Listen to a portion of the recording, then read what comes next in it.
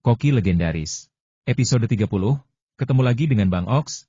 Jangan lupa like dan subscribe channel ini ya.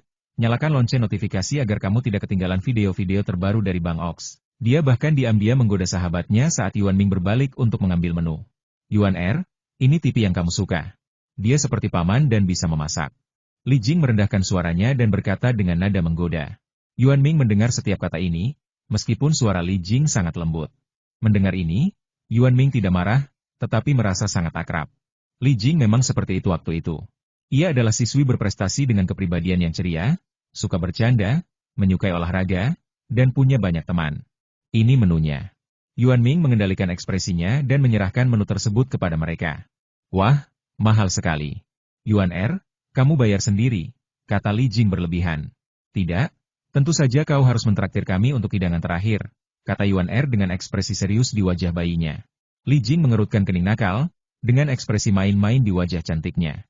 Lupakan saja, sepertinya Yuan Er juga akan menindasku. Li Jing tampak kesal. Beri aku 1 set mie kuah bening dan seporsi rumput jinling. Yuan Er dengan cekatan mengabaikan Li Jing dan langsung memberi perintah. Baiklah, aku juga akan memesan makanan.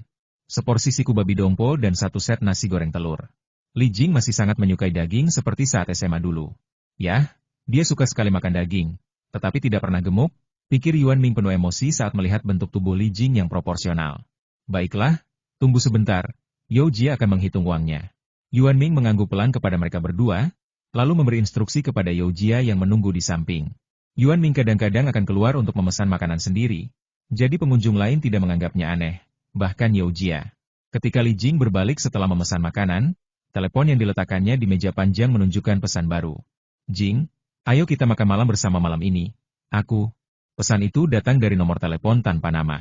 Informasinya tidak ditampilkan secara lengkap, dan Yuan Ming hanya melihat sebatas itu. Sementara Yuan Ming kembali menyiapkan makanan, Li Jing dan Yuan Er mulai mengobrol. Jing, hati-hati kalau pulang sendirian, dan hati-hati di jalan. Yuan Er sedikit khawatir. Tidak apa-apa, aku baru saja kembali ke kampung halamanku. Li Jing tidak peduli. Kamu bilang kamu pesan tiket pesawatnya kesiangan banget dan gak ada yang jemput. Gimana kalau aku minta pacarku antar kamu ke sana? Yuan Er makin khawatir dan bilang langsung. Baiklah, aku tidak akan mengganggu dunia kalian berdua. Kalau tidak pacarmu akan membenciku sampai mati. Li Jing memberi isyarat kesal dan langsung menolak. Masih keras kepala. Yuan Er tak berdaya. Untungnya, Li Jing sedang dalam perjalanan pulang dan mengenal semua orang yang ditemuinya saat turun dari pesawat. Jika tempat itu asing, Yuan Er tidak akan pernah mengizinkannya memesan tiket pesawat pukul 10 malam. Yuan Ming, yang mendengar kata-kata ini, bingung. Apakah mantan dewinya punya pacar? Semasa SMA, Yuan Ming tahu segalanya tentang Li Jing.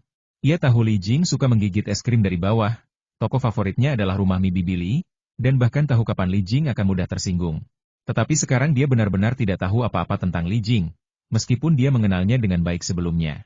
Yuan Ming mendesah pelan dalam hatinya, membiarkan pikirannya melayang, lalu berhenti memikirkan hal-hal acak dan menyiapkan makanan dengan serius. Segera makanan untuk Li Jing dan sahabatnya Yuan Er siap. Kali ini, Yuan Ming sendiri yang menyajikannya. Silakan menikmati makanan kalian berdua. Yuan Ming meletakkan makanannya, bersikap sopan seperti biasa, namun tidak lemah lembut. Wah, koki Yuan Er gagah sekali. Li Jing melihat Yuan Yao berbalik, lalu berbisik di telinga Yuan Er. Nada bicaranya penuh ejekan. Jing, kenapa kau bicara omong kosong lagi? Yuan Er mencubit Li Jing pelan, merasa tidak puas. Dia memang tampan, tapi wajahnya agak familiar, seperti pernah kulihat sebelumnya. Li Jing sedikit bingung. Oke, makanan sebanyak itu tidak akan cukup. Kita masih punya kegiatan setelah makan. Bukankah kita sudah lama menantikannya? Kata Yuan Er sambil menunjuk meja yang penuh dengan makanan lezat. Oke, ayo cepat makan. Aku sangat menantikannya. Li Jing kini mengalihkan perhatiannya ke meja makan dan mulai menantikan hidangan lezat itu. Ya, ayo makan. Yuan Er mengangguk. Baru saat itulah mereka berdua mulai makan. Hal pertama yang dimakan Li Jing tentu saja nasi goreng telur. Tidak ada telur, bahkan daun bawang cincang pun tidak, dan warnanya tetap keemasan. Aku tidak tahu apakah rasanya enak. Li Jing agak bingung, tapi bagaimanapun juga, dia sudah lama mencarinya, jadi dia pasti akan memakannya. Gunakan sendok untuk mengambil sesendok dan masukkan ke dalam mulut Anda. Lezat sekali. Mata Li Jing langsung berbinar dan dia berseru memuji. Lalu, secepat angin puyuh, hal yang sama terjadi pada Yuan Er yang berdiri di sampingnya. Kedua wanita cantik itu melahap hidangan yang disiapkan Yuan Ming dengan cepat, dengan kepuasan di wajah mereka. Selama waktu ini, ia akan menikmati makanan tersebut dari waktu ke waktu dan mengucapkan kata-kata kecil kekaguman. Yuan siku babi dompo ini sangat lezat. Kamu harus mencobanya. Jangan hanya makan makanan vegetarian. Li Jing dengan murah hati memberikan sedikit kepada Yuan Ketika para gadis memakan sesuatu yang lezat, mereka selalu ingin membaginya dengan teman-temannya. Jadi mereka berdua mulai saling menyuapi. Yuan Ming, yang sedang memasak di samping, akan melihat ke sana dari waktu ke waktu. Ada keanehan di matanya, lebih seperti nostalgia, tetapi sepertinya dia tidak merindukan seseorang, melainkan suatu periode waktu. Li Jing dan Yuan tampak seperti pengunjung biasa. Mereka menghabiskan makanan mereka dan pergi tanpa sepatah kata pun dari Yuan Ming. Dia juga tidak mengingatkan Li Jing bahwa mereka saling kenal dan merupakan mantan teman sekelas. Meskipun Li Jing tampaknya akan pergi, mungkin kita tidak akan pernah bertemu lagi. Yuan Ming bisa saja menghampirinya untuk mengobrol dan menceritakan apa yang ada di pikirannya. Lagi pula, kartu undangan itu sangat berharga. Tapi Yuan Ming tidak melakukannya. Mungkin Li Jing tidak akan pernah mengingat teman sekelas seperti itu, tidak akan pernah tahu bahwa ada orang seperti itu yang menyukainya. Tapi, inilah yang Yuan Ming inginkan. Sudah urusanku kalau aku menyukaimu, kau tak perlu tahu. Sama seperti sekarang, Yuan Ming ingin menemui Li Jing untuk mengucapkan selamat tinggal dan memberikan penjelasan mengenai masa-masa kuliahnya. Dan Li Jing tidak perlu tahu. Setelah keduanya pergi, Yuan Ming menatap kepergian Li Jing dengan linglung, tetapi dia kembali normal dalam sekejap. Mungkin Yuan Ming tidak menyukai Li Jing. Dia hanya menyukai perasaan mencintai seseorang secara diam-diam. Ketenangan kembali pulih dan jam operasional makan siang selesai seperti biasa. Setelah beberapa saat, Yao Jia membersihkan meja dan kursi, mencuci kain lap, dan menggantungnya hingga kering. Lalu ia menoleh ke Yuan Ming, yang sedari tadi melamun, dan berkata, "Bos, aku pergi dulu. Sampai jumpa nanti malam." "Baiklah, selamat tinggal," kata Yuan Ming seperti biasa. "Selamat tinggal." Yao Jia mengangguk dengan serius, lalu berbalik dan bersiap untuk pergi. "Tunggu sebentar, kamu tidak perlu datang malam ini," kata Yuan Ming tiba-tiba. "Hah? Kenapa?" tanya Yao Jia heran. Kemudian dia mulai bertanya-tanya apa kesalahannya dan mengapa bos Yuan tiba-tiba tidak mengizinkannya bekerja lagi. Seluruh ekspresi dan sarafnya tegang. "Maksudku, aku ada urusan malam ini dan tidak akan membuka toko, tapi aku tetap akan dibayar." Yuan Ming melihat ekspresi terkejut Yao Jia sebelum ia bereaksi dan mulai menjelaskan. "Apakah saya perlu menulis surat cuti?"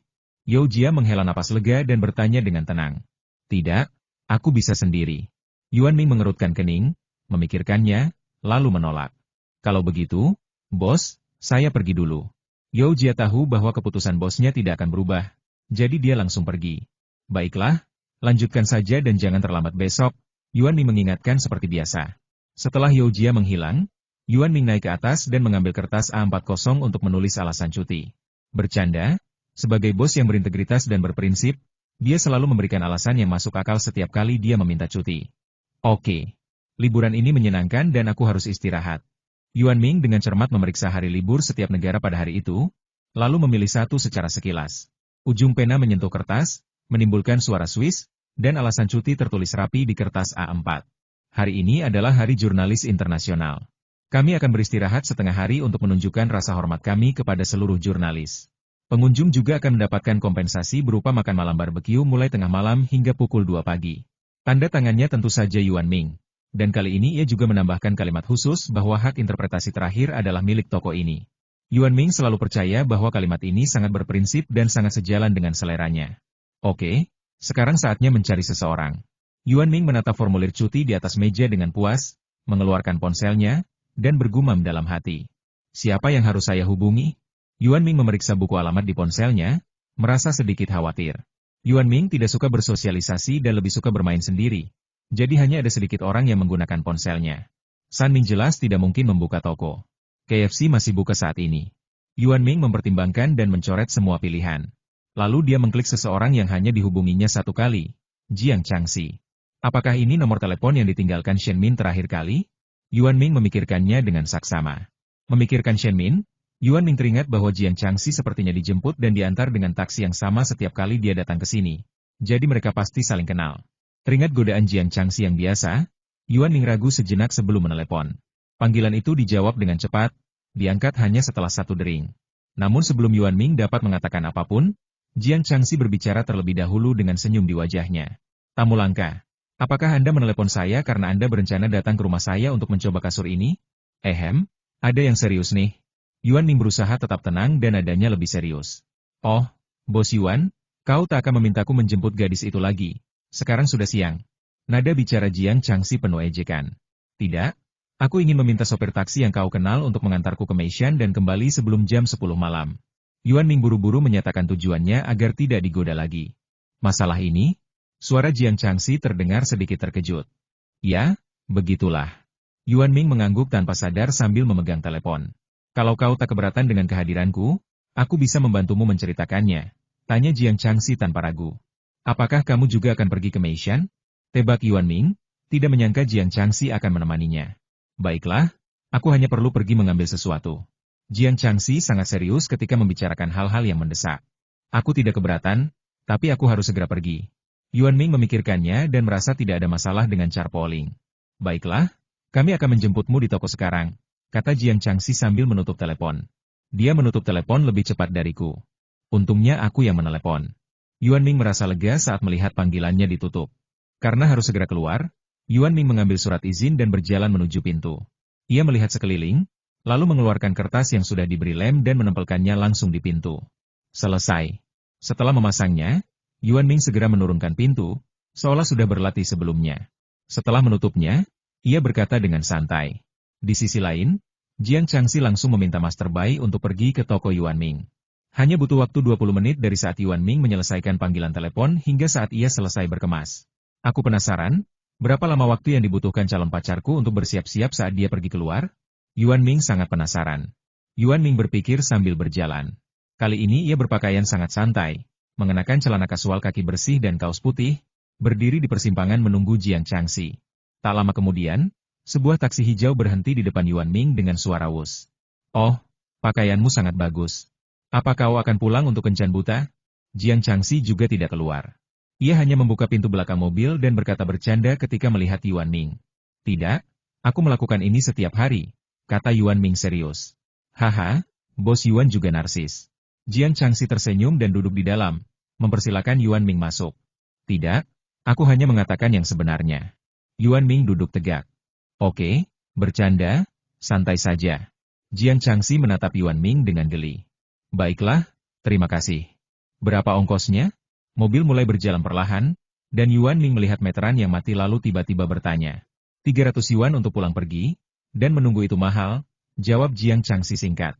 Kalau begitu, Tuan, mohon tunggu sebentar. Saya akan langsung kembali malam ini.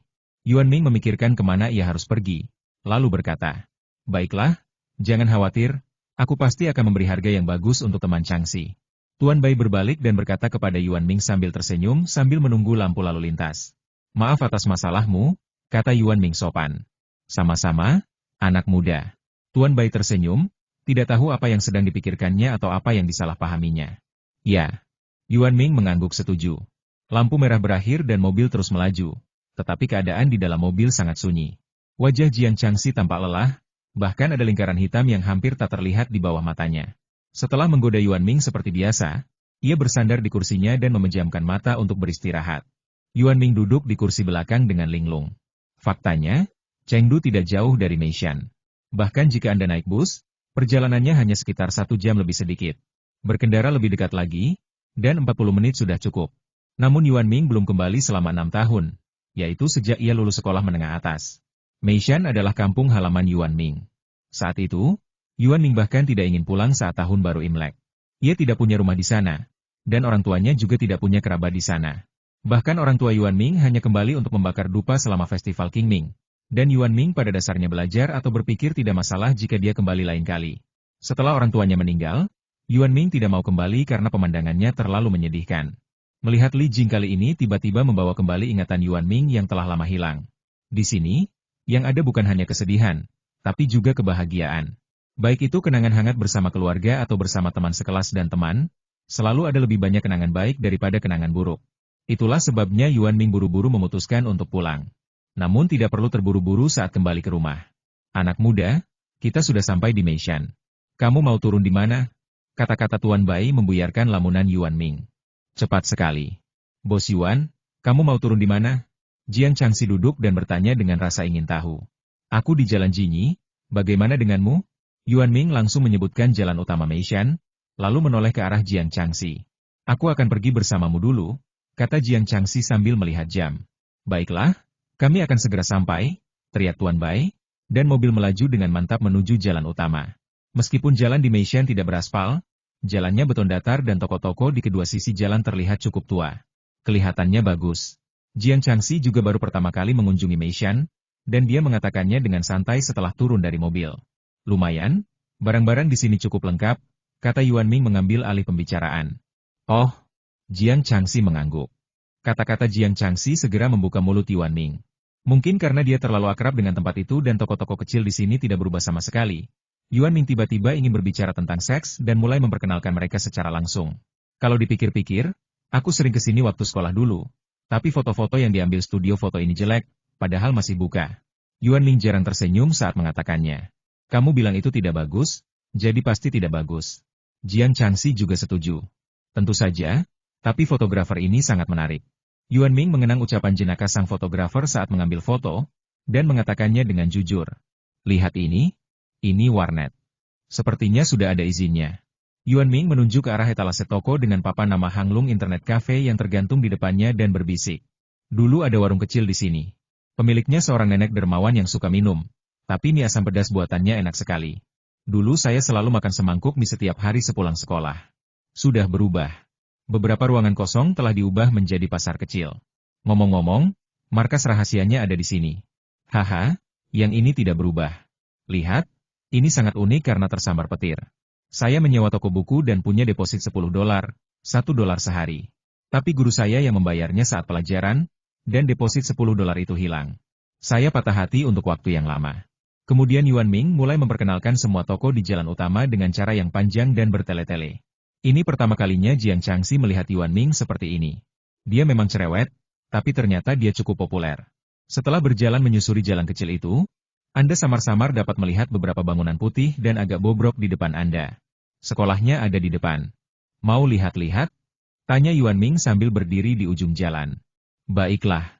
Jiang Changxi mengangguk tanpa ragu. Dulu aku kuliah di sini, tapi sekarang sudah tutup. Nada bicara Yuan Ming dipenuhi nostalgia dan kesedihan yang tak terkira. Kualitas rumah ini cukup bagus. Jiang Changxi tiba-tiba mendesah dengan nada yang sama sekali tidak berhubungan. Hah? Yuan Ming tampak bingung. Pasti tahun 1980-an, waktu kamu masih kuliah, kata Jiang Changxi sambil menatap Yuan Ming dengan saksama. Yuan Ming merasa suasananya telah hilang. Tanpa berkata sepatah kata pun, dia memimpin orang-orangnya memasuki sekolah. Jiang Changxi mengikuti dengan tenang di belakang. Kelihatannya lapuk. Dulu ada beberapa bangunan kayu di sini, yang dulunya pavilion, kata Yuan Ming sambil menunjuk beberapa kayu lapuk. Ya. Jiang Changxi mengangguk tanpa suara. Ini gedung sekolah, tapi sekolah kami tidak punya perpustakaan. Yuan Ming menunjuk ke gedung utama dan memperkenalkan hampir setiap tempat, layaknya seorang pemandu wisata profesional. Bagus sekali. Jiang Changxi juga mendengarkan dengan serius. Langit berangsur-angsur menjadi gelap, dan mereka berdua berjalan-jalan seperti ini selama beberapa jam. Selama waktu ini, Jiang Changxi mendengarkan dengan tenang, sementara Yuan Ming berbicara dengan penuh semangat. Keduanya tampak harmonis. Ngomong-ngomong, kita semua tinggal di kampus. Asrama putra lumayan bagus, satu kamar isinya 6 orang. Yuan Ming menunjuk ke gedung di belakang gedung pendidikan. Kata Lou Gu. Tepat saat Jiang Changxi hendak berbicara, perutnya tiba-tiba berbunyi keroncongan. Keduanya terdiam sesaat. Suara ini merusak suasana hati Yuan Ming, dan dia menyadari bahwa dia telah berbicara seperti ini selama beberapa jam. Melihat Jiang Changxi, ia masih terlihat normal, tanpa sedikit pun rasa kesal. Yuan Ming merasa sedikit malu sekarang. Lagi pula, mendengarkan orang-orang mengomel itu sangat menyebalkan. Lebih parahnya lagi, hal itu seperti mendengarkan seseorang mengoceh terus-menerus selama beberapa jam. Maaf, aku traktir kamu makan, kata Yuan Ming serius sambil mengerutkan kening. Dia agak tidak puas dengan perilakunya dan ingin memberi kompensasi kepada Jiang Changxi. Haha, tidak apa-apa. Apa kau tidak akan menunjukkan asramamu padaku? Jiang Changxi menunjuk ke bangunan terbengkalai di dekatnya. Tidak apa-apa, toh tidak ada orang di sini. Yuan Ming melirik bangunan tua itu, nadanya agak melankolis. Kamu masih punya teman sekelas, dan kamu mungkin murid terbaik saat ini. Bagaimana kalau kamu mengadakan reuni kelas atau sesuatu untuk pamer? Saran Jiang Changxi sambil tersenyum. Itu saran yang sangat lugas, kata Yuan Ming tanpa bisa berkata apa-apa. Tentu saja, Orang yang bersungguh-sungguh akan memberikan nasihat yang bersungguh-sungguh, kata Jiang Changxi dengan nada nakal. Kau benar-benar merusak suasana. Yuan Ming terdiam. Setelah beberapa saat, Yuan Ming berkata dalam hati, terima kasih atas penghiburanmu. Sama-sama. Aku sudah menjalankan tugasku dengan baik sebagai kakak yang penyayang, kan? Jiang Changxi tersenyum, memperlihatkan lesung pipitnya yang halus. Tidak buruk. Yuan Ming mengangguk. Aku bisa mengenalkanmu ke asrama lain kali. Ayo kita makan dulu. Yuan Ming akhirnya tidak jadi pergi ke asrama putra. Tidak perlu, kita bisa makan di perjalanan, atau kamu bisa memasak makanan untukku secara terpisah, itu juga pilihan yang bagus. Wajah Jiang Changxi tampak nakal, dan nadanya penuh ejekan. Akan ada barbeque malam ini, kamu bisa ikut. Tepat ketika Jiang Changxi mengira Yuan Ming tidak akan menjawab, dia berkata dengan serius. Hah? Ada bisnis baru? Jiang Changxi terkejut. Baiklah, ayo makan. Yuan Ming mengangguk, berbalik, dan memimpin orang-orangnya ke jalan utama. Kamu mau makan di mana? Pangsit Nenek Zhang atau jeli beras di sana? Kalau kamu belum barbeque malam ini, aku ingin sekali mencoba cumi bakar buatan Xiao yang kamu sebutkan. Jiang Changxi menyebutkan daftar panjang makanan, yang paling penting adalah bahwa ini semua adalah makanan yang baru saja diperkenalkan Yuan Ming. Tampaknya meskipun Jiang Changxi hanya memberikan jawaban sederhana seperti oh, dia benar-benar mendengarkan dengan saksama dan tidak asal bicara. Mau kemana? Yuan Ming merasa sedikit tersentuh dan bertanya dengan sikap yang sangat sopan dan lembut. Bagaimana kalau kamu datang ke rumahku dan memasak untukku? Mari kita lihat bagaimana dapurku. Dapur wanita cantik ini, berbeda dari dapurmu? Jiang Changxi memutar bola matanya dan menggodaku lagi.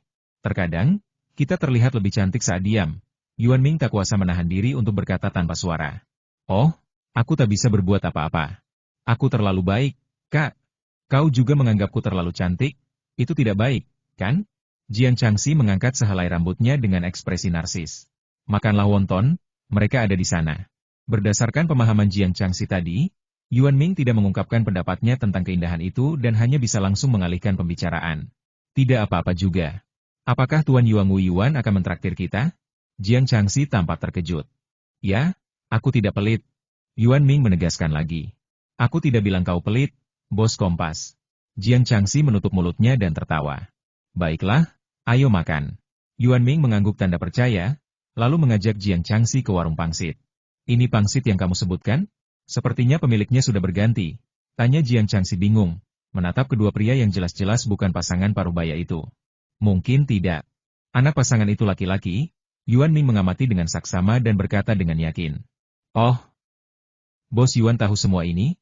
Jiang Changxi tampak glamor bahkan ketika duduk di toko kecil berwarna abu-abu itu. Aura memang hal yang sangat aneh. Aku bisa melihatnya, kata Yuan Ming jujur. Jiang Changxi mengangkat bahu, ragu apakah harus percaya atau tidak, tetapi Yuan Ming tidak terlalu peduli. Ia berbalik dan mulai memesan makanan.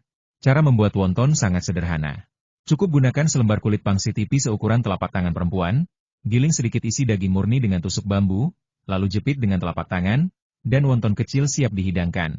Jika Anda terampil membungkus dengan cara ini, Anda dapat membungkus setengah mangkuk adonan hanya dalam 1 menit. Tiupan-tiupan. Setelah kulit pangsit dimasukkan ke dalam air mendidih, kulit tersebut akan langsung menjadi transparan dan memperlihatkan daging berwarna merah muda di dalamnya. Tambahkan bubuk cabai, daun bawang cincang, sedikit garam ke dalam sup, dan terakhir, tentu saja, yang paling penting, udang kecil dan rumput laut cincang. Dengan tambahan udang kecil dan rumput laut, tidak perlu lagi menambahkan sari ayam atau MSG untuk meningkatkan rasa. Sup untuk wonton hanyalah sup mie yang disendok bersama wonton. Begitu sup panas mendidih dan wonton dituang ke dalam mangkuk, bahan-bahan kering akan langsung terendam. Dalam sekejap, rasa umami yang bercampur dengan rasa pedas dari beberapa bubuk pedas langsung menggugah selera makan. Wah, kelihatannya enak sekali. Aku makan dulu. Jiang Changxi tampak senang dengan hidangan di sini. Ia mengambil sumpit dan berkata dengan penuh semangat. Yah, lebih enak dimakan panas-panas. Yuan Ming merasa sedikit nostalgia dan sedikit tersesat. Dengan indera perasa yang luar biasa, ia secara alami menemukan bahwa rasanya telah berubah dan tidak lagi sama seperti sebelumnya. Rasanya akan berbeda jika orangnya berubah. Sekalipun itu anak dari orang aslinya, rasanya akan berbeda. Inilah yang dimaksud dengan satu orang, satu selera. Jiang Changxi sedang makan dengan gembira. Setelah menghabiskan setengahnya, ia mendongak dan melihat Yuan Ming belum makan. Jadi ia tak kuasa menahan diri untuk bertanya. Bukankah mereka bilang rasanya lebih enak saat panas? Oke, ayo kita makan. Yuan Ming mengangguk, lalu mengambil sendok plastik dan mulai makan. Kulit pangsitnya tipis, dan jika dibiarkan sebentar, kulit luarnya akan meleleh. Ketika Yuan Ming memakannya, kulitnya sudah sedikit meleleh, dan rasanya pun berbeda. Namun Yuan Ming tetap makan dengan lahap. Kembali ke tempat ini, yang ia makan bukan lagi rasa, melainkan kenangan. Ia dan Jiang Changxi pada dasarnya menghabiskan makanan bersama. Aku merasa sangat kenyang, itu bagus. Jiang Changxi tersenyum, dengan 2 mangkuk kosong di depannya. Yuan Ming melihat teleponnya yang menunjukkan pukul 7.50 malam. Kita harus pergi. Ada urusan lain? Yuan Ming berencana untuk segera pergi, tetapi tiba-tiba teringat bahwa Jiang Changxi datang untuk sesuatu, dan ia sedikit terkejut. Tidak apa-apa. Aku sudah menyelesaikan pekerjaanku dan meminta seseorang untuk membantuku mengambilnya, kata Jiang Changxi dengan tatapan menenangkan. Baiklah, mari kita barbeque malam ini, Yuan Ming mengajak lagi.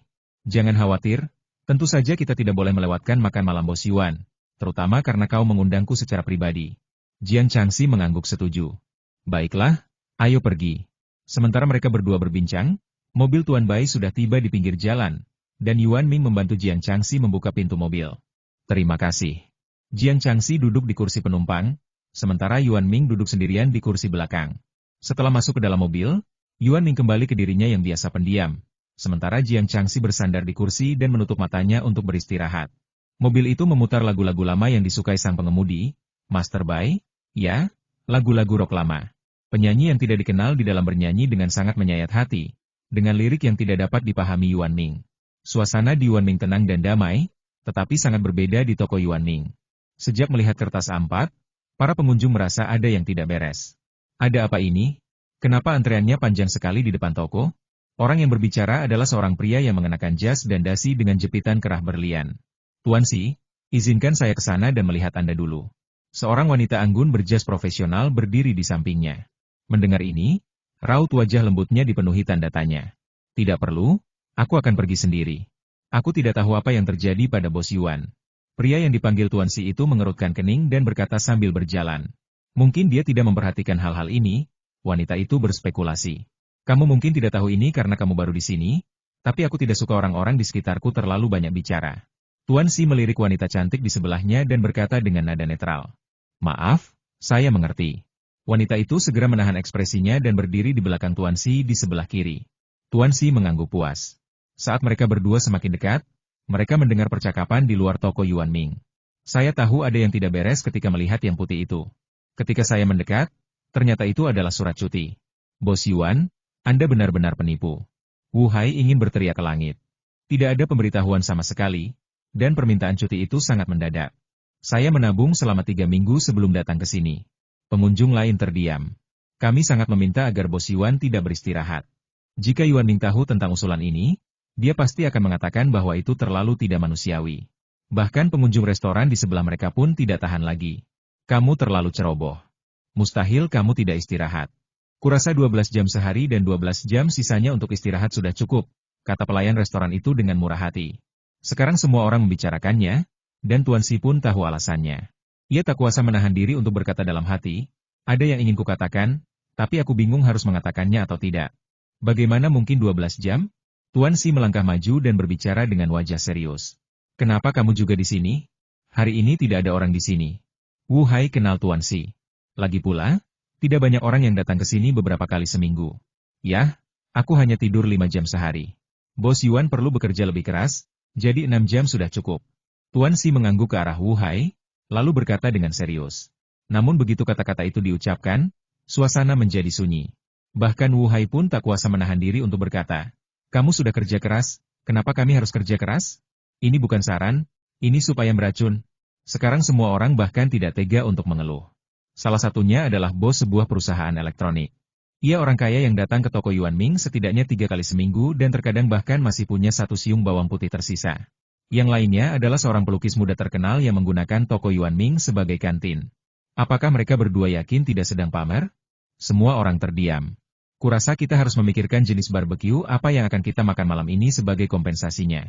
Setelah beberapa saat, seorang pengunjung restoran mengganti topik pembicaraan. Benar sekali.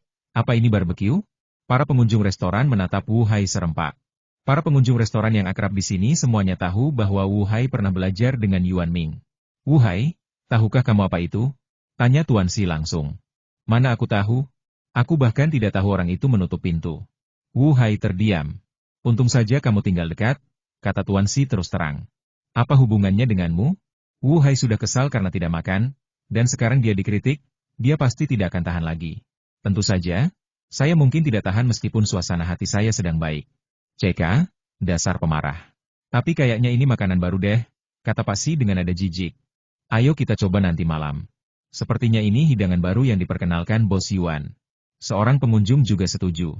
Omong kosong, aku belum pernah memakannya, mendengarnya, atau melihatnya sebelumnya, jadi tentu saja ini hidangan baru, kata Wu Hai biasa saja, sambil melipat tangannya di dada. Tunggu, jadi tidak ada anggur untuk diminum malam ini? Tuan Si tiba-tiba teringat hal itu dan bertanya dengan khawatir. Tentu saja tidak, kata Wu Hai dengan sombong. Dia tidak mendapat anggur hari ini, dan melihat orang lain juga tidak mendapatkannya, dia sangat gembira. Jangan terlalu senang, aku tidak menang, kata Tuan Si sambil tersenyum. Lalu mengapa kamu begitu bersemangat? Wu Hai terdiam. Para pengunjung restoran yang menyaksikan seluruh proses itu mengatakan bahwa keduanya sungguh kekanak-kanakan. Dan tentu saja mereka juga prihatin dengan masalah ini. Setahu saya, Bos Yuan tidak pernah mengingkari janjinya. Dan surat izin ini tidak menyebutkan apapun tentang minum. Apa yang harus kita lakukan? Kata pelayan restoran itu sambil menunjuk surat izin dan menganalisisnya kata demi kata. Jangan terlalu banyak berpikir. Kurasa Bos Yuan punya solusinya sendiri. Ini adalah pengunjung restoran yang sangat percaya pada Bos Yuan. Baiklah, ayo kita semua pergi. Kurasa tidak ada orang di dalam. Wu Hai melambaikan tangannya dan pergi lebih dulu. Ayo pergi, kata Tuan Si sambil berbalik dan berkata kepada sekretaris yang patuh dan diam di belakangnya. Baik, Pak Si, mobilnya sudah di persimpangan. Apakah saya perlu datang nanti malam? Sekretaris itu mengenakan sepatu hak tinggi yang runcing, tetapi ia tidak bersuara saat berjalan di jalan. Jelas sekali ia sudah terlatih. Tentu saja. Perdana Menteri Si mengangguk sebagai tanda setuju. Bagaimana kalau kita datang jam 8 untuk melihatnya? Mereka adalah pengunjung yang penasaran dengan hidangan baru, tetapi lebih penasaran lagi bagaimana Bos Yuan akan menyelesaikan masalah kedai. Tidak masalah, ayo kita pergi bersama. Saran ini disetujui oleh sebagian besar pengunjung.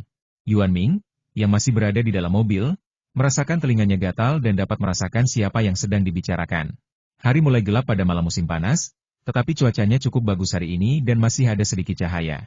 Pukul 7.50, Shen Min tiba di pintu toko Yuan Ming dan kebetulan bertemu Wu Hai dan pengunjung lainnya yang sedang menunggu di pintu. Kalian semua minum? Shen Min tidak tahu siapa yang minum hari ini, dan terkejut melihat lebih dari 10 orang. Tidak, Bos Yuan tidak ada di sini. Tahukah kau? Wu Hai menunjuk surat izin di pintu dan berbicara tentang Yuan Ming sambil menggertakkan gigi. Saya tahu. Ini perintah Bos Yuan. Saya akan membuka pintu dan menyambut para tamu.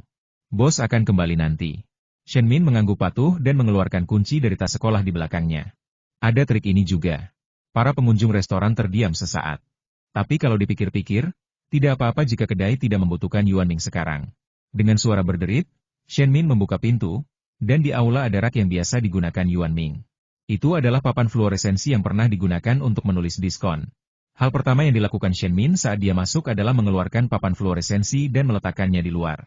Kemudian, cukup colokan catu daya dan papan fluoresensi akan mulai memancarkan cahaya warna-warni. Selera Bos Yuan masih sangat istimewa, kata pelayan restoran itu dengan nada tidak senang sambil menatap papan neon yang mencolok itu. Selalu seperti ini, kata Wu Hai tanpa daya. Akan tetapi, ketika semua orang melihat pengumuman pada papan neon itu, mereka semakin terdiam. Bos tidak ada di sini malam ini, jadi kami hanya menyajikan anggur pitong, yang hanya diperuntukkan bagi mereka yang sudah membelinya. Ciri khasnya tentu saja Yuan Ming. Kamu bicara seolah-olah hidangannya disediakan secara teratur, kata Wu Hai dengan tidak puas. Saudara Wu, kami biasanya menyediakan kacang untuk pemabuk, kata Shen Min serius. Maksudku makanannya, koreksi Wu Hai tanpa tersipu. Rasanya Bos Yuan selalu menggoda kita. Para pengunjung restoran terdiam setelah melihat pengumuman ini. Tidak, Bos bilang dia akan membuat barbeque malam ini untuk menebus karena tidak buka untuk makan malam. Shen Min menjelaskan dengan cemas. Aku cuma bercanda. Melihat Shen Min serius, pelayan restoran itu menjelaskan. Para pengunjung restoran masih memiliki kepercayaan besar terhadap integritas Yuan Ming. Namun, orang yang paling tidak percaya pada integritas Yuan Ming adalah sistemnya. Awalnya, Yuan Ming menerima gelar Barbecue Master, dan jebakan yang mengikutinya adalah Yuan Ming harus mendirikan kios, tetapi Yuan Ming menggunakan ini sebagai kompensasi kepada para pengunjung. Dengan perilaku ini, sistem tidak dapat benar-benar mengatakan bahwa Yuan Ming telah melanggar aturan apapun, Jadi ia hanya dapat menonton dalam diam.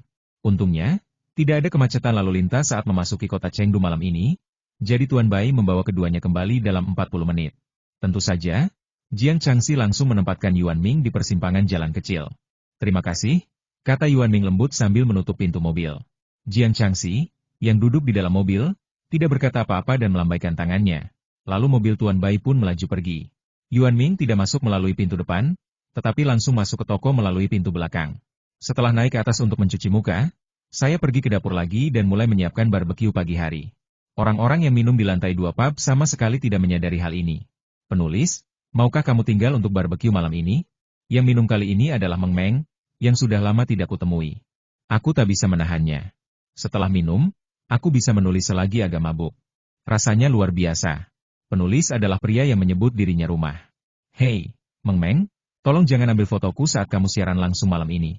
Di sisi lain ada Su Emyu, yang datang bersama Jiang Changxi.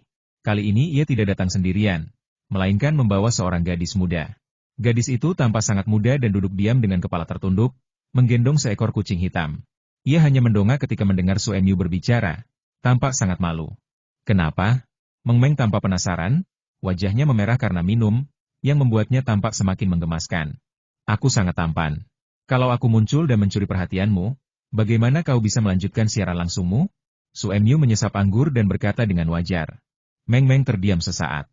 Untungnya, waktu barbeque akan segera dimulai. Saya bertanya-tanya jenis barbeque apa yang bisa saya buat. Sambil menunggu, Meng Meng mendebuk peralatan siaran langsung, dan penulis menggumamkan sesuatu sambil minum. Gadis yang menggendong kucing hitam di sampingnya ragu-ragu sejenak sambil mengelus kucing itu sebelum berbicara. Kakak, boleh minta minum sedikit? Tanya gadis berwajah lembut itu sambil menggendong seekor kucing hitam. Tidak, kamu bilang kamu hanya datang untuk melihat-lihat. Su Emyu menyesap anggurnya lalu menjawab. Tapi bos tidak ada di sini. Kak, kau mengingkari janjimu. Mata gadis itu yang semerah bunga persik sama persis dengan mata Su Emyu. Dan ia melebar karena tidak puas. Ini bukan salahku. Ini salah bos Yuan. Dan aku tidak bisa berbuat apa-apa. Su Emyu merentangkan tangannya, memberi isyarat bahwa ini bukan masalahnya. Kakak Meng Meng baru saja bilang rasanya enak, kata gadis itu gigih. Bahkan kucing dalam pelukanku mengeong pada saat yang tepat. Kakak, ketiga kucing itu semuanya setuju denganku. Gadis itu mengangkat kucing hitam itu dan berkata dengan gembira.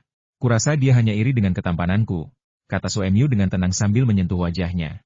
Kalau begitu aku ingin makan barbeque, kata gadis itu sebagai kompromi.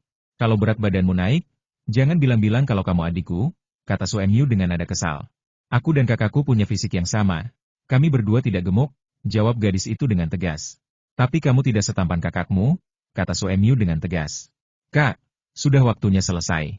Acara barbeque akan segera dimulai.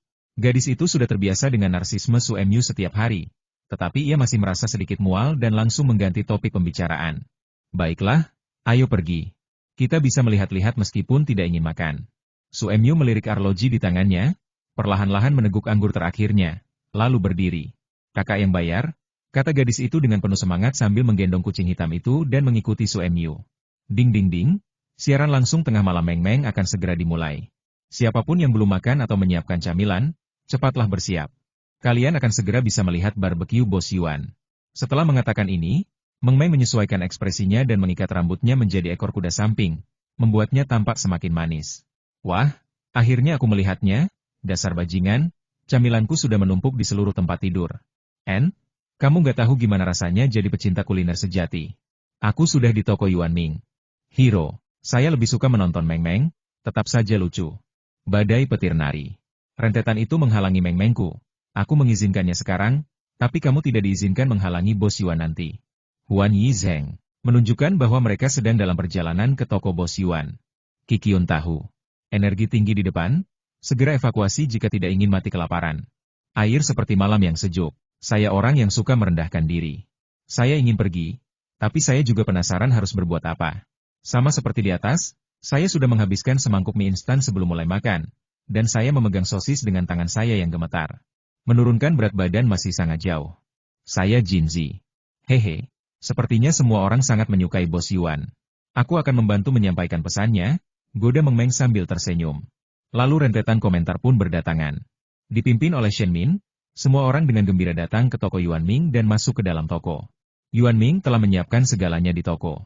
Wastafel yang biasanya kosong dan digunakan untuk menyiapkan makanan, kini dilengkapi dengan oven yang digunakan Yuan Ming terakhir kali.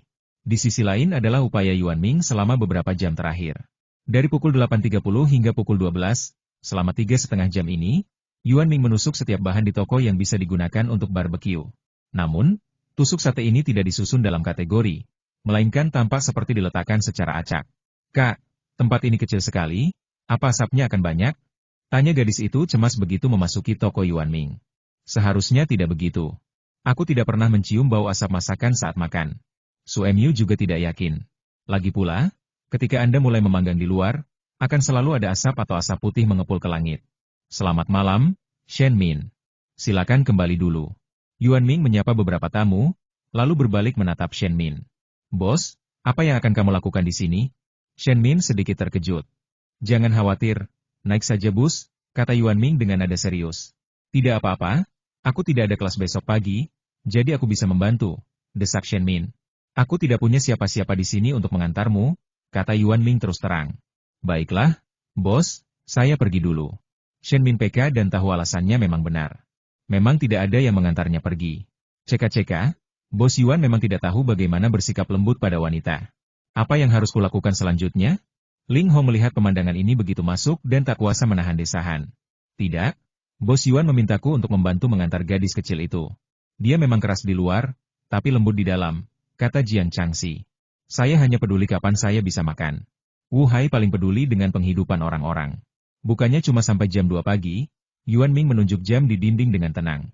Bos Yuan, Anda licik sekali. Anda tidak memberitahu saya tadi bahwa Meng Meng ingin memesan makanan. Meng Meng sedang memperhatikan Yuan Ming digoda sambil mengobrol dengan para penonton. Begitu dia mendengar kata-kata Yuan Ming, dia langsung mengerutkan kening dan berkata dengan ketidakpuasan. Kalian tidak bisa memesan hidangan di sini. Kalau mau barbeque, setiap orang akan mendapat satu porsi berisi 16 tusuk sate, dan kalian tidak bisa menambahkan hidangan lagi, kata Yuan Ming acuh tak acuh. Lihat, aturan baru bos Yuan muncul lagi. Dia pantas disebut kompas. Meng Meng mengambil kamera dan berkata diam-diam kepada hadirin. Beri aku satu. Wu Hai tidak peduli. Dia bahkan belum makan malam. Dalam kata-katanya, mengapa repot-repot makan sesuatu yang lain dan menyiksa perut ketika Anda bisa menikmati barbeque yang lezat? Aku juga mau satu, kata Meng Meng dengan lantang. Beri aku satu porsi. Ling Hong datang ke sini khusus untuk makan, jadi tentu saja dia akan memesan satu, meskipun aturannya sangat menyebalkan. Oke, tunggu sebentar. Yuan Ming mengangguk, lalu mengenakan topengnya, mengeluarkan 3 tusuk sate, dan mulai memanggang. Mari kita lihat bagaimana bos Yuan memanggang, mungkin kita bisa belajar beberapa tips. Meng Meng mengarahkan kamera ke Yuan Ming dan berkata seperti rubah kecil yang mencuri ayam. Yang mana punyaku? Tanya Wu Hai sambil melihat tusuk sate panggang yang berisi daging dan sayuran. Yang pertama untukmu, silakan. Yuan Ming menunjuk 5 tusuk sate perut babi, 1 tusuk sate udang, 6 tusuk sate sayuran, dan sisanya beberapa hidangan daging lainnya. Wu Hai sangat puas dengan ini dan menunjuk ke sisi lain dan berkata, apa ini? Yang ini milik Ling Hong. Ada beberapa tusuk daging merah. Wu Hai cukup penasaran. Daging sapi? Jawab Yuan Ming, namun kata-katanya singkat dan padat. Daging panggang bos Yuan terlalu alot ya? Potongannya tipis sekali. Meng Meng membangun ketegangan penonton selangkah demi selangkah, dan menunggu untuk memberitahu penonton saat mereka selesai makan. Kak, nggak ada rokok. Aku juga boleh minta satu? Tanya gadis yang menggendong kucing itu kepada Su Emyu. Xiao Sheng, kamu yakin? Su Emyu tidak tertarik dengan barbeque. Itu berasap dan bahkan mungkin ada abu karbon, yang tidak sejalan dengan selera estetika Su Emyu. Ya, terima kasih, Kak. Melihat tak ada yang memperhatikan, gadis itu bersikap genit pada Su Emyu. Baiklah, Bos Yuan, beri aku satu lagi. Su Emyu tentu saja tidak punya pilihan selain setuju karena perilaku genit adiknya.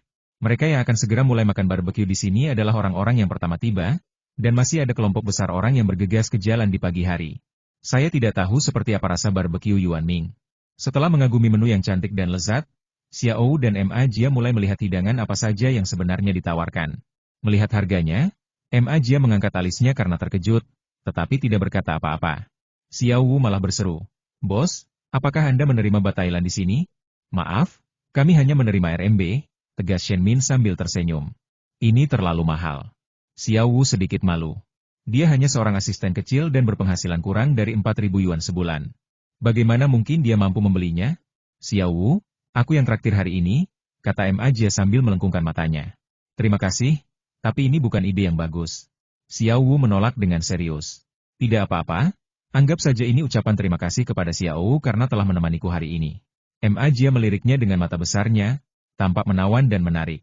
Tidak. Xiao Wu masih menolak. Dengarkan aku. Ma Jia juga menjadi serius. Seluruh orang tampak lebih bermartabat, jadi Xiao Wu tidak menolak. Saya mau nasi goreng telur. Tapi Xiao Wu dengan cerdik hanya memesan satu hal. Aku mau ini dan ini saja. Ma Jia memesan seporsi udang jinling, sisanya daging sapi kesukaan Xiao Wu, dan beberapa hidangan vegetarian. Saya tidak memesan makanan pokok apapun karena makan terlalu banyak akan membuat kostum terlihat buruk, dan para aktor harus menjaga bentuk tubuh mereka. Kali ini, makanan yang dipesan Ma Jia disajikan oleh Yuan Ming sendiri. Ini makanan kalian berdua. Silakan dinikmati. Yuan Ming jarang tersenyum. Baiklah, terima kasih. Ma Jia mengangguk berterima kasih tanpa melepas topengnya. Ya. Yuan Ming mengangguk, lalu kembali ke dapur dan mulai menyiapkan makanan untuk tamu berikutnya. Ma Jia tidak melepas topengnya dan mulai makan sampai Yuan Ming berbalik. Meskipun Yuan Ming melihat ini, dia tidak keberatan. Cuaca tidak pernah masuk akal, terutama setelah polusi serius, cuaca menjadi lebih tidak menentu. Hujan turun ketika memang ingin turun. Untungnya, sistem Yuan Ming jauh lebih akurat daripada ramalan cuaca, dan sudah memprediksi hujan hari ini sejak awal. Jadi jarang bisa istirahat malam ini. Pak tetesan air hujan yang terus-menerus jatuh ke tanah dan menimbulkan suara lirih. Yah, aku punya anggur, tapi aku masih kekurangan makanan lezat. Yuan Ming menatap langit hitam pekat, menyentuh dahinya, dan berpikir serius. Cerakling Yuan Ming meraba-raba di dapur dan tiba-tiba menemukan sebuah rak. Bukankah ini panggangan barbeque? Kenapa ada di sini? Yuan Ming memegang panggangan kecil itu dengan rasa ingin tahu yang besar. Kali ini sistem menjawab pertanyaan tanpa diminta. Sistem menampilkan teks berikut ini adalah peralatan memasak, yang disediakan oleh sistem ini. Ceka-ceka. Sepertinya kita harus makan malam nanti. Yuan Ming tiba-tiba punya ide mau makan apa. Karena hujan hari ini, Yuan Ming tidak makan siang di sore hari. Ia menunggu hingga malam untuk makan sesuatu yang enak. Yuan Ming sangat tertarik dengan bumbu-bumbu siap pakai dan bahan-bahan berkualitas tinggi di dapur. Saya mengeluarkan sepotong perut babi dari lemari es kecil, yang digunakan sebagai isian pangsit sup, dan masih ada kulitnya. Sepotong daging sapi segar untuk membuat daging sapi denging. Bilas dengan air keran hingga bersih. Gunakan pisau khusus untuk mengupas lapisan amis agar tidak tercium bau amis saat dipanggang. Potong perut babi beserta kulit dan daging setebal setengah jari, tata di atas piring. Sedangkan untuk daging sapi, fasianya dibuang secara alami dan daging sapi dipotong-potong tipis, hanya sebesar setengah telapak tangan. Yang tersisa adalah tahu yang sudah jadi. Yuan Ming secara khusus membuat tahu empuk di sore hari dan mengemasnya dalam kotak bambu. Ambil segerombolan udang dalam jaring, gosok hingga bersih, buang benang udang, dan letakkan di atas piring tanpa membuang cangkangnya. Ada juga setengah piring rumput jinling dan sepoci daun teh untuk memasak telur teh, yang diseduh oleh Yuan Ming. Seluruh dapur ramai dengan aktivitas, dan suara kresek terdengar terus-menerus. Bagaimana kita bisa memanggang tanpa tusuk sate bambu? Yuan Ming memperhatikan bambu yang digunakan sebagai pengukus dan cukup tertarik. Sistem menampilkan pesan perlengkapan dapur telah disediakan. Tuan rumah dapat menggunakannya sesuka hati. Sistem, kau sungguh memahami perasaanku hari ini, kata Yuan Ming dengan penuh kepuasan. Namun, sistem mengabaikan Yuan Ming dan menghilang tanpa suara lagi. Mengikuti tulisan di pintu lemari, Yuan Ming membukanya dan melihat batang-batang bambu tertata rapi di dalamnya. Ia merasa puas. Apa dia takut aku akan membongkar kapal uapnya? Tebak Yuan Ming liar sambil menusuk daging. Yuan Ming bergerak sangat cepat. Setelah menusuk daging, ia tentu harus mencari tempat untuk memanggangnya. Lantai kedua kedai ini cukup bagus, dan sistem yang disediakan tentu saja tidak begitu ilmiah. Bahkan jika tidak ada atap, Yuan Ming telah menemukan bahwa tidak akan ada hujan di sana. Oleh karena itu, menyantap barbeque, minum anggur, dan mendengarkan suara angin dan hujan juga merupakan kenikmatan utama. Ah, haruskah aku menulis puisi? Yuan Ming menyalakan api arang dan berkata dengan puitis. Tentu saja, api arang juga disponsori oleh sistem. Mengenai harga yang ditampilkan di atas, Yuan Ming mengatakan bahwa ketika Anda sedang senang, sebaiknya jangan membicarakan hal-hal yang merusak kesenangan. Bagaimanapun, harga yang melonjak masih terjangkau untuk Yuan Ming. Lupakan saja, memanggang daging lebih penting. Yuan Ming diam-diam memandangi bambu-bambu di sekitarnya dan mengurungkan niatnya untuk membuat masalah. Pertama, Yuan Ming menaruh beberapa tusuk daging perut babi. Baik itu hotpot maupun sate, Yuan Ming suka memasaknya satu persatu secara perlahan, sehingga ia bisa lebih memantau kematangan dan rasa makanannya. Setelah beberapa saat, Perut babi pun terpanggang dan mengeluarkan minyak yang mendesis. Beri aku teh cakar elang imitasi. Yuan Ming mengeluarkan teh yang sudah diseduh dan mengoleskan selapis teh di atasnya. Saat suhu meningkat, aroma teh perlahan terpanggang, bercampur dengan aroma minyak. Teh dapat meningkatkan aroma daging, terutama daging babi. Pertama, tambahkan teh, lalu tambahkan berbagai bumbu barbeque. Setiap kali Anda menaburkannya, perut babi di atas panggangan akan mengeluarkan aroma, lalu tambahkan perlahan. Sepertinya keterampilan memanggang kita juga sangat bagus, kata Yuan Ming dengan percaya diri. 3 menit kemudian, perut babi kesukaan Yuan Ming dengan aroma gosong siap disantap. Baunya enak sekali. Ayo kita minum anggur dulu. Yuan Ming meneguk segelas anggur pitong sebelum mulai menyantap tusuk sate. Perut babi yang disajikan sangat standar, setengah tanpa lemak dan setengah lemak. Saat dipanggang di atas bara api arang, lemaknya keluar dan membungkus seluruh bagian daging, yang aromanya sungguh lezat. Ah! Yuan Ming memakan sepotong dalam satu gigitan. Enak sekali. Aku tak kuasa menahan diri untuk memuji diriku sendiri. Seluruh bagian perut babi yang saya telan terdistribusi merata antara lemak dan daging tanpa lemak.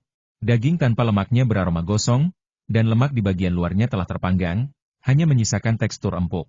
Lemaknya benar-benar tampak mengeluarkan cairan ketika dikunyah, dan dipadukan dengan daging tanpa lemak yang dipanggang hingga relatif kering. Ini benar-benar merupakan kelezatan yang luar biasa. Renyah, renyah. Yuan Ming terus mengunyah, dan saat ia memakan kulit babi itu, rasanya tidak berminyak sama sekali. Dagingnya halus, elastis, dan lembut, serta kaya akan kolagen. Setelah makan dagingnya, minumlah segelas penuh lagi. Hebat! Yuan Ming tak dapat menahan diri untuk berseru. Oh, dagingku! Setelah menikmatinya dengan saksama beberapa saat, Yuan Ming menyadari bahwa ia masih memanggang daging. Untungnya, kali ini daging sapi. Hanya butuh waktu sebentar saja. Lalu tambahkan garam goreng. Tidak perlu bumbu apapun lagi. Tentu saja, Yuan Ming lebih suka menghabiskan perut babi panggangnya sekarang. Ini perut babi panggang asli, Yuan Ming mendesah sambil makan. Yuan Ming makan dengan sangat cepat. Ia baru mulai memakan sate sapi setelah hanya tersisa 3 tusuk sate perut babi. Kali ini daging sapinya tidak mengandung lemak, jadi Yuan Ming menggunakan sesuatu yang lain untuk menggantikan lemaknya. Sedikit saja bahan tersebut dicampur dengan minyak rebung, dioleskan tipis-tipis, maka daging sapi akan langsung tercium harum, dan aroma daging murni pun langsung memenuhi hutan bambu di lantai 2. Daging sapinya benar-benar enak. Yuan Ming mendesah dan langsung melahap seluruh isi tusuk sate itu dalam sekali teguk. Kali ini saya memakannya langsung tanpa menambahkan garam. Begitu daging sapinya masuk ke mulut, Anda bisa langsung merasakan kelezatan rebungnya. Meskipun tanpa garam, Anda bisa merasakan sedikit rasa asin saat mengunyahnya. Enak sekali, kata Yuan Ming sambil menyipitkan mata dan puas. Suara mendesis daging panggang terdengar merdu di telinga, bagai sebuah simfoni. Ini juga mengingatkan Yuan Ming bahwa daging sapi baru siap dimakan. Daging sapi yang dikeluarkan Yuan Ming dicelupkan ke dalam garam khusus. Garam gorengnya tidak begitu asin, dan berbagai rempah yang ditambahkan ke dalamnya memiliki aroma samar dan menyatu. Celupkan sepertiga daging sapi ke dalam garam, masukkan ke dalam mulut Anda dan mulailah mengunyah. Daging sapinya sangat empuk, dan kuahnya langsung menyembur keluar di mulut saat digigit pelan. Rasa asinnya langsung membangkitkan kesegaran daging sapi itu sendiri. Perpaduan rempah-rempah di dalamnya benar-benar melengkapi cita rasa asli daging sapi. Tentu saja, mencelupkannya ke dalam garam adalah pilihan terbaik. Yuan Ming memakan beberapa potong daging sapi berturut-turut. Rasa daging sapinya sangat unik, dan hanya dipanggang seperti ini saja sudah sangat lezat. Rasanya bahkan lebih lezat daripada daging sapi dari sapi kuning Luxi Heze, yang dikenal sebagai 5 perut dan 3 lapis daging. Daging ini benar-benar yang terbaik saat dipanggang. Setelah beberapa saat, Yuan Ming tenggelam dalam kelezatan daging sapi tersebut sebelum dia ingat bahwa dia punya makanan lain. Ada udang olahan, 1 ditusuk sate. Setelah dipanggang hingga berwarna merah cerah, Yuan Ming akan mengupas kulitnya secara manual dan memakan daging udang yang montok di dalamnya. Rumput jinling bahkan lebih mudah diolah. Cukup taburkan sedikit garam dan panggang sebentar hingga permukaannya agak menguning. Kemudian Yuan Ming mengambilnya dan mulai memakannya. Begitu Anda menggigitnya, akar yang renyah dan lembut itu langsung dipenuhi aroma segar tanaman itu, dan mulut Anda pun langsung dipenuhi rasa segar. Yuan Ming meletakkan bahan-bahan di atas panggangan satu persatu, memperhatikan tingkat kematangannya dengan saksama, dan memasak sesuai seleranya. Ia sangat puas dengan hidangannya. Sedikit anggur, barbeque, dan lauk pauk, hidup borjuis. Yuan Ming duduk dengan nyaman. Sesekali, saya memandangi gerimis, panggangan barbeque, dan menyesap anggur. Hidup terasa begitu nyaman. Pada saat ini, sistem tiba-tiba berbicara. Sistem menampilkan pesan selamat kepada tuan rumah karena telah mengaktifkan misi Grill Master. Hah? Yuan Ming bingung. Apa yang terjadi? Sistem menampilkan pesan selamat kepada tuan rumah karena telah menyelesaikan misi barbeque sekali. Hadiahnya tersedia untuk diambil. Tugas BBQ selesaikan barbeque secara mandiri. Hadiah tugas gelar Master Barbeque, tingkat junior. Setelah membaca tugas itu, Yuan Ming merasa sangat tidak berdaya. Sejujurnya, saya tidak merasa terkejut. Yuan Ming sebelumnya tidak percaya pada kue yang jatuh dari langit. Sekarang setelah kita punya sistem, saya bahkan lebih skeptis. Kue sistem biasanya beracun, dan memakannya akan selalu menimbulkan konsekuensi yang tidak terduga. Sistem menampilkan pesan tuan rumah, silakan klaim hadiah Anda. Terima kasih, tapi tidak, terima kasih. Yuan Ming menolak dengan tegas tanpa ragu sedikit pun. Bercanda? Ya? Terakhir kali aku mendapat gelar Master Pastry, jam kerjanya jadi 6 jam. Ini pelajaran yang menyebalkan. Tidak semudah itu untuk menipuku, pikir Yuan Ming dengan bangga. Di Bamboo Forest Tavern di lantai 2, Anda dapat mendengar suara jarum jatuh, dan begitu sunyi sehingga hanya suara tetesan hujan ringan yang dapat terdengar. Ini mungkin sesuatu yang tidak diharapkan oleh sistem, sehingga Yuan Ming akan menolaknya begitu saja. Setelah beberapa saat, sistem menampilkan pesan berikut hadiah ini gratis dan dapat diklaim. Aku masih tidak menginginkannya. Yuan Ming memakan sebatang daging sapi lalu menolaknya. Sistem menampilkan pesan hadiah akan hilang jika tidak diklaim. Kali ini, Yuan Ming melihat ketidakberdayaan sistem. Selain hadiah yang dibatasi waktu, sistem tidak pernah mengeluarkan pengingat seperti itu. Namun, Yuan Ming masih berkata dengan tegas, tidak perlu, biarkan dia menghilang. Yuan Ming menyantap daging sapi panggang yang lezat dan sesekali udang bakar, merasa nyaman dan santai. Ketika dia menolak, dia tampak sangat murah hati dan tegas. Kali ini sistemnya mungkin terdiam dan tidak merespon untuk waktu yang lama. Baru setelah Yuan Ming selesai menyantap barbeque, sistem diam-diam menampilkan sebaris kata hadiah ini adalah hadiah spesial yang dihasilkan sistem selama 20 tahun. Silakan klaim, tuan rumah. Sistem, tahukah kau kalau nada bicaramu sangat mirip dengan pusat perbelanjaan yang sedang mengadakan promosi di luar? Yuan Ming terdiam ketika mendengar kata-kata itu, tetapi ia bertekad untuk tidak menerimanya. Setelah berkemas, Yuan Ming menambahkan, toko serba ada yang mengaku menawarkan diskon selama acara ulang tahun mereka sebenarnya hanya ingin memeras lebih banyak uang dari dompet pelanggan. Setelah jeda, Yuan Ming melanjutkan, sistem, kau sangat ingin aku menerimanya. Apakah kau mencoba menipuku lagi? Sistem menampilkan pesan klaim hadiah Anda sekarang untuk langsung meningkatkan diri menjadi ahli barbeque. Oh, apa gunanya ini? Yuan Ming masih ingin tahu. Sistem menampilkan teks berikut kuasai dengan sempurna tingkat kematangan bahan, kombinasi bumbu, dan rasio bahan. Hanya itu, Yuan Ming bahkan kurang tertarik dengan sebutan seperti itu. Hal terpenting dalam barbeque adalah bahan-bahan dan panasnya. Yuan Ming memiliki bahan-bahan berkualitas tinggi dan keahlian yang mumpuni, jadi ia tidak terlalu membutuhkan bonus gelar. Sistem menampilkan pesan setelah menerimanya, Anda akan secara otomatis menguasai penguasaan barbeque. Tidak perlu, kurasa sudah cukup seperti ini, kata Yuan Ming puas sambil menunjuk mangkuk dan piring kosong. Saat berkemas, Yuan Ming berkata, saya masih menyimpan kartu undangan untuk memenuhi keinginan saya bertemu orang-orang, jadi saya tidak membutuhkan hadiah gelar.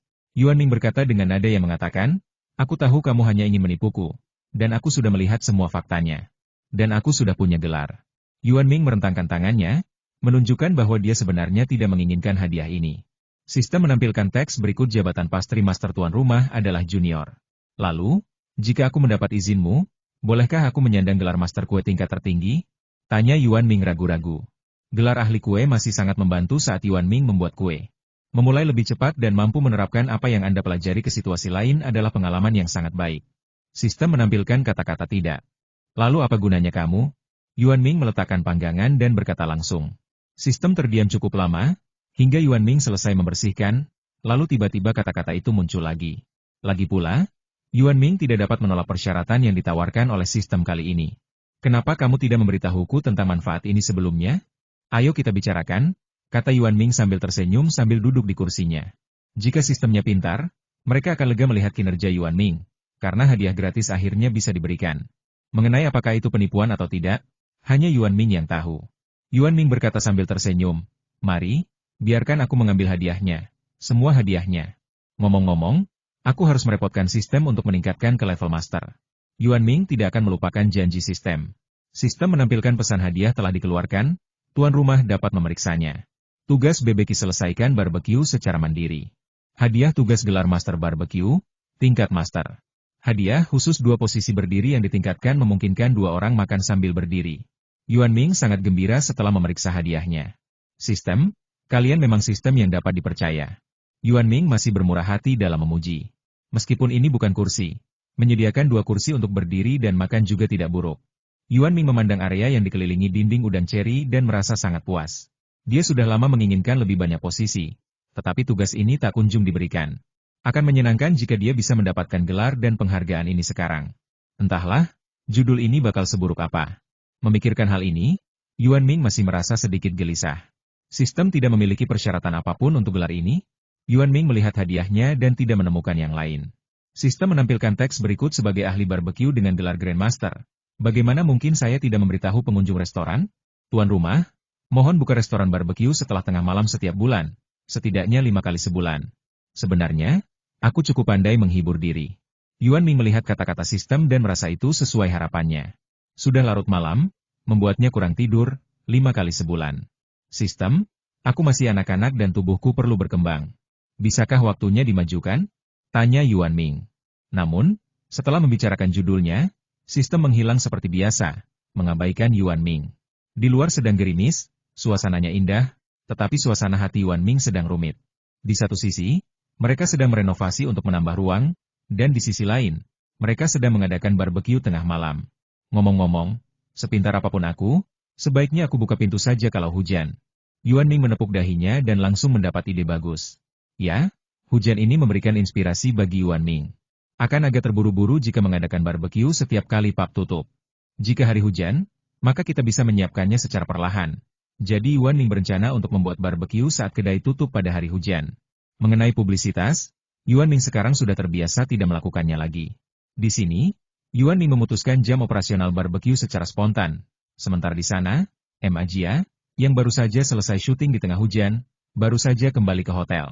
Kakak Jia, cepat mandi dan ganti bajumu, desak Xiao Wu sambil mengeluarkan perlengkapan mandi. Baiklah, kau juga. Ma Jia mengangguk, dan barang-barang itu pun masuk ke kamar mandi. Setelah beberapa saat, Ma Jia membersihkan diri dari hujan, membiarkan rambutnya tergerai, dan datang ke komputer, bersiap untuk memposting di Weibo seperti biasa. Ini juga merupakan cara Ma Jia berkomunikasi dengan penggemar. Perutku tiba-tiba keroncongan. Tak ada gunanya berteriak. Aku tak bisa menurutimu selarut ini. Ma Jia menyentuh perutnya tanpa daya. Melihat postingan Weibo yang hendak saya tulis, saya tiba-tiba teringat pada toko Yuan Ming.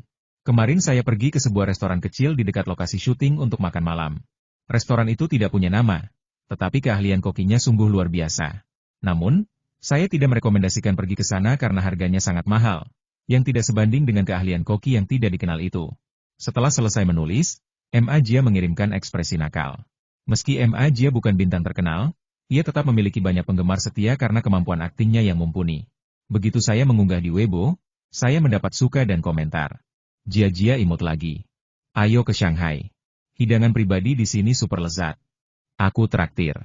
Mi Rasamin. Jika kamu ingin sesuatu yang manis, datanglah ke DJI-ku dan makanlah daging domba panggang sepuasnya.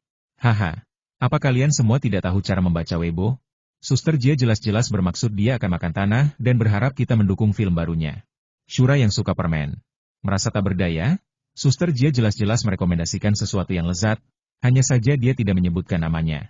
Serangan Phantom Win nomor 3. Tidak apa-apa, Suster Jia, beritahu aku namanya dan aku akan mencobanya sendiri. Mantel pelaut. Saya orang kaya, tolong bawa saya bersamamu. Saudara kedua telah kembali. Saya juga pecinta kuliner, tolong bawakan saya beberapa pakaian. Cuacanya cukup hangat. Lalu komentar-komentar itu pun berhamburan ke arah jalan minta diajak terbang bareng. Tidak pernah ada kekurangan orang yang mengekspos orang lain di dunia daring, meskipun Ma Jia tidak mengatakan di mana dia memakannya. Namun, toko Yuan Ming sangat terkenal di daerah Jalan Taoxi sehingga toko itu digali dalam waktu 2 jam. Lalu komentar-komentar pun meledak. Kelompok penggemar diorganisir terlebih dahulu. Jika ada kesempatan, mereka pasti akan pergi ke tempat idola mereka berada. Jika tidak ada kesempatan, mereka akan menciptakan kesempatan untuk pergi. Lalu ada orang-orang yang sudah mengenal toko Yuan Ming, yang bercerita ringan tentang pengalaman mereka makan di sana. Bos Yuan, pelanggan tetap, melaporkan bahwa makanannya lezat. Tak disangka, Jia juga menyukainya. Hiro, saya suka mie kuah bening, jadi semangkuk akan sempurna saat ini. Inilah saatnya orang lain penasaran tentang betapa lezatnya makanan tersebut, dan kemudian saya diam-diam memamerkannya. Camilan larut malam tetap membutuhkan sedikit anggur, dan saya cukup beruntung untuk mencoba anggur pitong Bos Yuan sekali. Orang-orang yang lebih sok akan langsung berbicara tentang minum. Lagi pula, jumlah anggurnya terlalu sedikit, dan tidak banyak orang yang pernah mencicipinya. Insiden Weibo tidak besar atau kecil, tetapi Meng Meng, sebagai pembawa berita, juga terlibat setelah mengetahuinya. Aturan di toko Bos Yuan adalah yang terlucu kedua. Tentu saja, kalau boleh saya buat pengecualian, saya akan menobatkannya menjadi yang terlucu. Lucu. Makanannya memang tidak murah, tapi sepadan. Berikutnya adalah Wuhai yang santai. Saking banyaknya pujian, sontak menggugah rasa penasaran netizen. Hasilnya, perhatian terhadap toko Yuan Ming langsung meningkat secara signifikan. Jika ada grafik data, maka perhatian terhadap toko Yuan Ming pasti meroket malam itu. Yuan Ming merasa bangga dengan kepintarannya sendiri sampai dia mendengar suara garukan di pintu. Cih, orang ini pasti sudah menjadi roh.